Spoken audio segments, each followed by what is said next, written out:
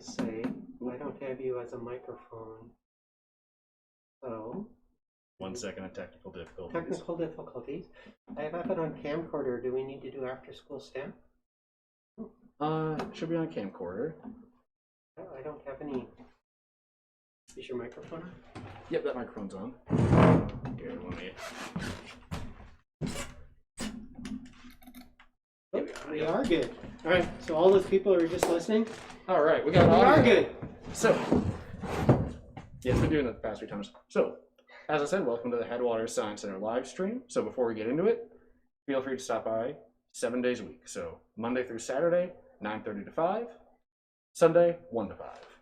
So today, much like last time I did a live stream, we're going to talk a little bit about prehistoric animal and what we would have to do if we were managing them today. And today we're going to go over what would we do if we had giant sloths to manage. We have a little model of one right here. I'm going to zoom in on that. So these animals, just basically giant sloths went extinct around 11,000 years ago was when some of the last ones went extinct.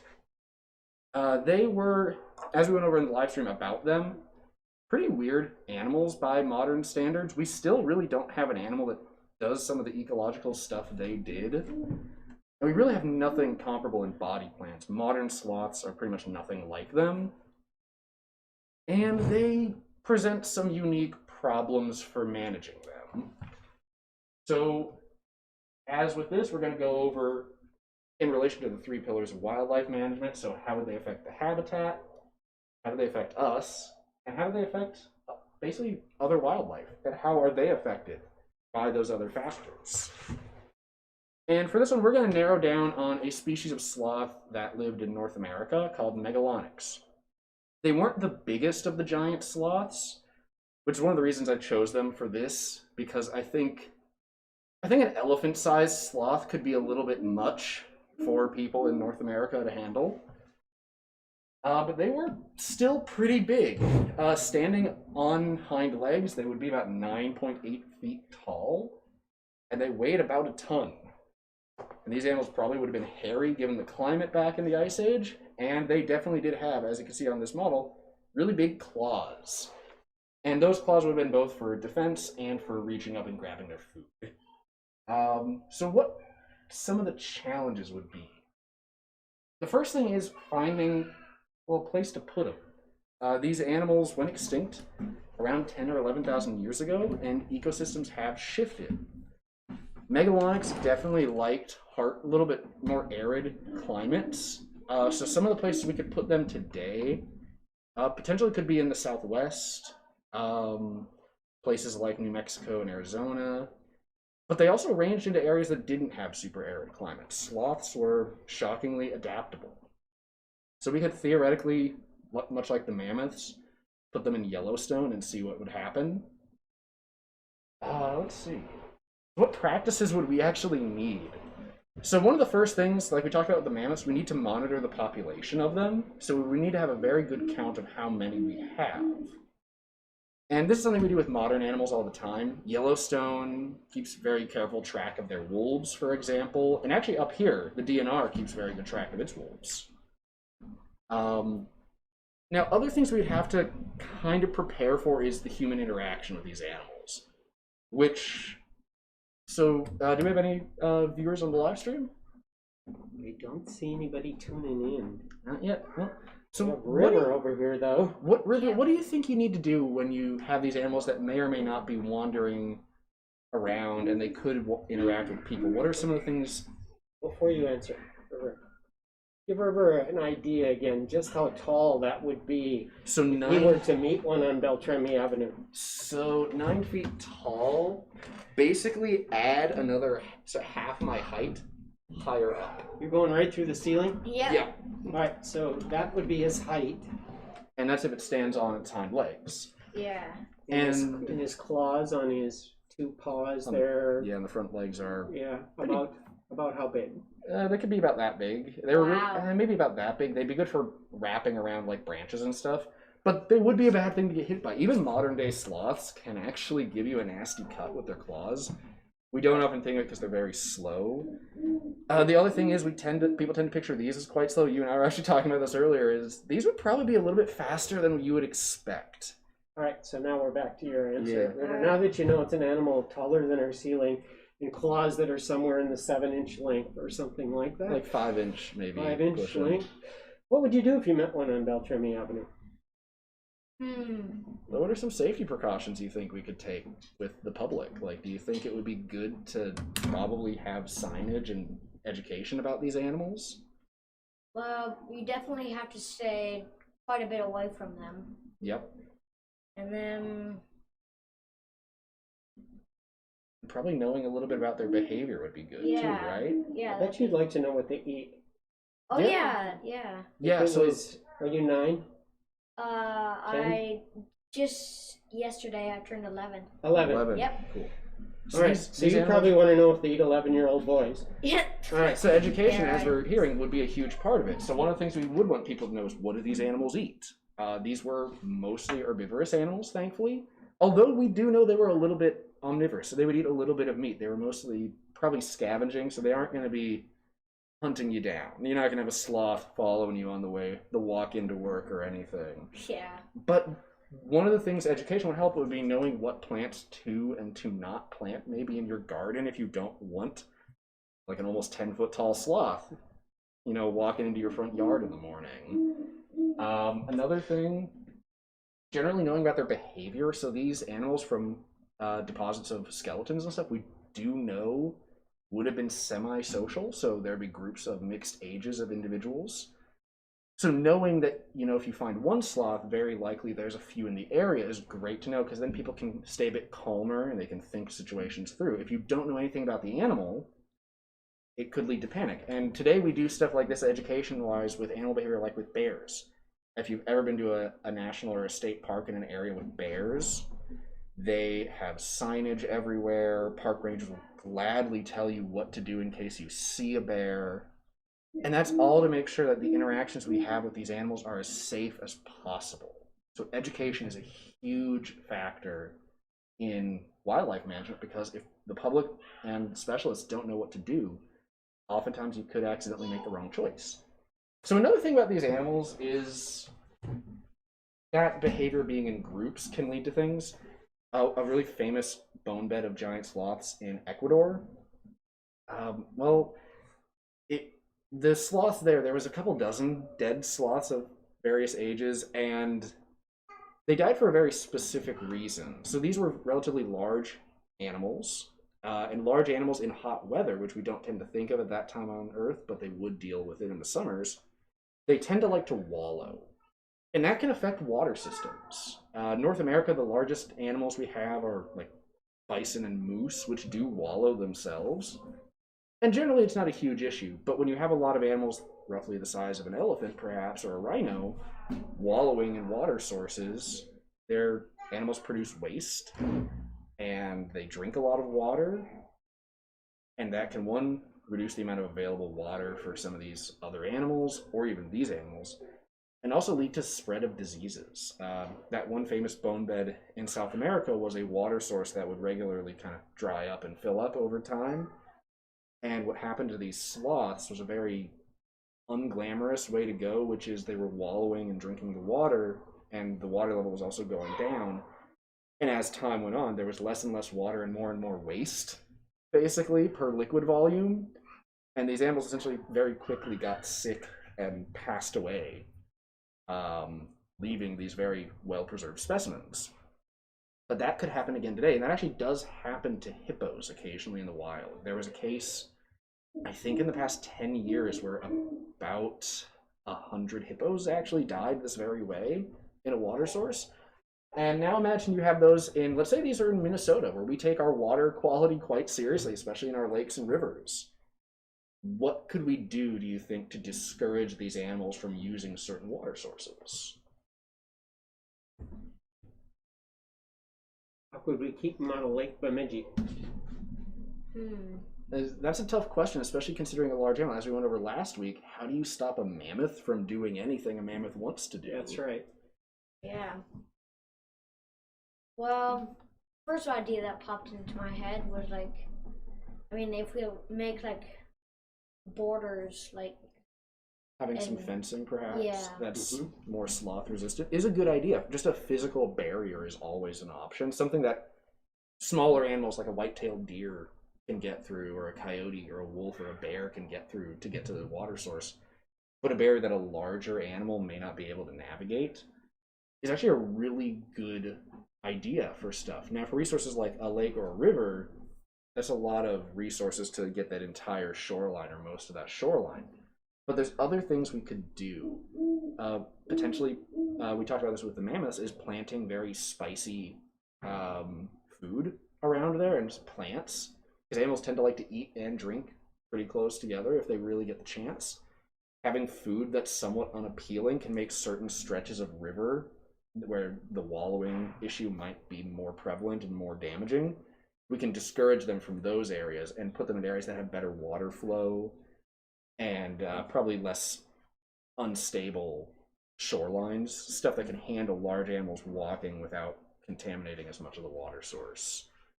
So another thing is, did you remember a couple of years ago when a moose was in Lake Bemidji?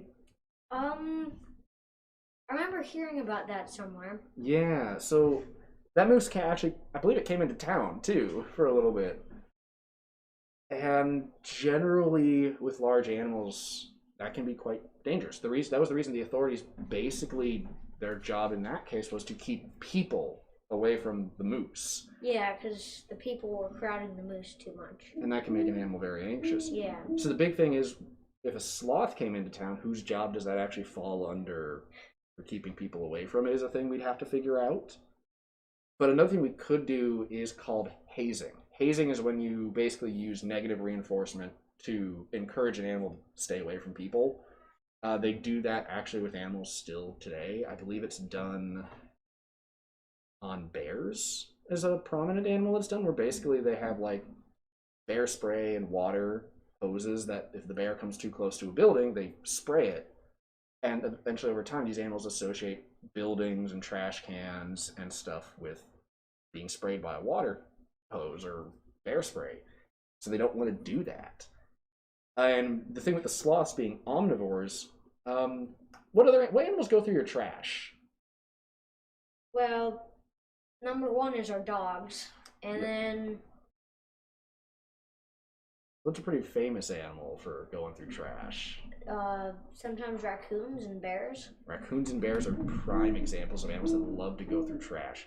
These animals would likely do the same thing given that omnivorous diet. I don't think they would be above diving through a dumpster for some chips. So that would be a thing. We would have to improve how we lock up our waste to keep these animals from basically hanging around towns and getting habituated with people. Because, as we said earlier, this animal's quite large and could intentionally or unintentionally injure somebody, which could be very bad for the public perception of managing this animal. So let's see, what's the reason we might want to have these around? What do you think?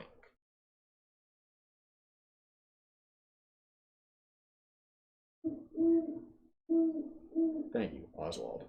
That's Oswald, our owl, for all you listeners out there. And Oswald, I think, was saying, sometimes animals help spread seed pods from certain kinds of plants. I know insects can spread pollen as well. So do these guys have some sort of talent for seed spreading? So that is actually a pretty famous thing about ground sloths, is they were pretty prominently, ecologically, the seed dispersers for avocados and other very large seeded fruits and plants. River, do you know?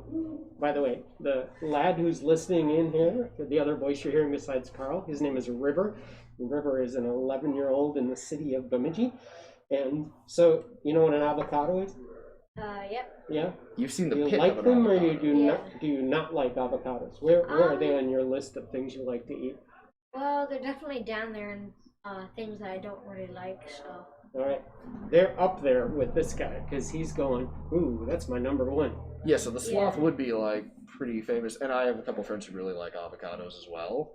They would actually be probably good for dispersing those seeds into other places where nowadays humans, we have to do that ourselves. There's no animal that actually eats avocados, and you can pass that seed. Because the problem with the seed is it has an outer coating that actually needs to be basically dissolved away for it to be planted properly. And what we will do typically is basically kind of crack that open. The sloth just passing the seed through their digestive tract would actually wear away at that layer itself just by digestion. So the seed actually comes out the other end perfectly fine. And then wherever this animal goes, it's dropping a couple of those in that waste. So they would actually potentially ecologically help disperse plants that have difficulty with dispersal nowadays due to not having a lot of herbivores that can eat and pass their seeds. So there are practical reasons sometimes to consider having animals like this or manually doing this. The hypothetical here is probably the least likely solution we're going to be able to go with, but it is fun in this hypothetical to think that this isn't a totally just fantastical, like just so we can look at them concept. Another thing about these animals is, as we talked about the mammoths, anywhere you put these, you're going to have a spike in tourism because it's an animal that was extinct until, in this hypothetical, very recently. Imagine, hearing the news, oh yeah, they have giant sloths in Bemidji. We're probably going to have an uptick in tourism because that's a cool animal you can't see anywhere else. So you have to be ready for that. That's another thing. You have to have resources devoted to that. Any other questions about the management stuff? We can go over these animals a little bit more. I know we've had a live stream to go over them, but I don't mind talking about sloths more, honestly. They're one of my favorites. Any questions? Any questions coming to mind? Yeah, do they normally walk on 2 legs or 4 legs? Oh, brilliant question. So Right that was on. Very nice question. So we're actually not entirely sure on each species. There are actually quite a few different species of giant sloth over their duration on Earth. We're reasonably sure stuff like Megalonyx and the larger sloths, stuff like Megatherium, would have probably walked on all fours using their knuckles to keep their claws off the ground. But they would have been able to rear up onto their back legs to reach up into trees for preferred food sources. Although other sloths, one that's a little bit less famous, but it's one of my favorites, is Thalassocnus, is a semi-aquatic species we've recently discovered. So these sloths probably would have walked around near shorelines in Peru, but those shorelines don't have a lot of food. So what they actually would do is swim out just a little bit offshore where there's a lot of seagrass, which is an available food source.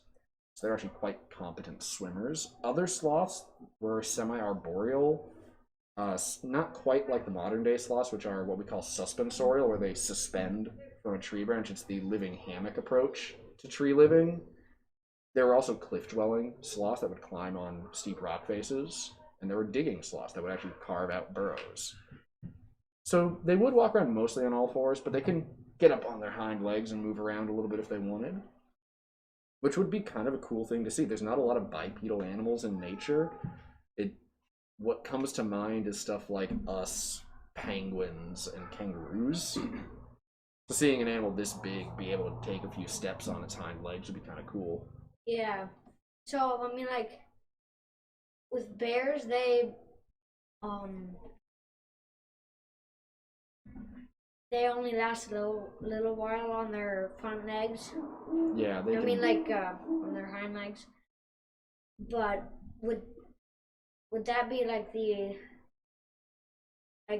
same thing, or would they last longer on their hind legs? The sloths from certain trackways probably walk a little bit further on their hind legs. They probably didn't prefer to do it, but definitely it's not just a couple of steps and then, all right, let's go on all fours and run away.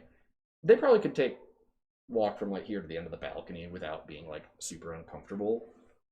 They were pretty well adapted for being able to hold their backs upright for a while. But yeah, overall they're kind of an interesting animal. They present a few unique issues, but overall it's really the fact that we don't know too much about them could make managing for them difficult. Because a big thing when you're managing, you want to make a plan. And if you don't know what you're going to get at the beginning of that, it makes setting goals really tough. This is an animal that I would generally say, if we're going to, as we always talk about, getting the practice of bringing animals back from extinction, I would put this a little bit lower on the list of priorities, just because we probably should have a few animals under our belt before we try an animal that we know very little about. Also, before we sign off for the live stream, I do want to say next month on the 26th, we have a event called Prehistoric Painting Night. So you can come in and for $15, you get a prehistoric animal and you get to paint it and learn about that animal in particular. And that is, I believe, starting at 4 o'clock on the 26th and goes until 6. So yeah, plenty of time to learn about it and paint it. Otherwise, have a good day.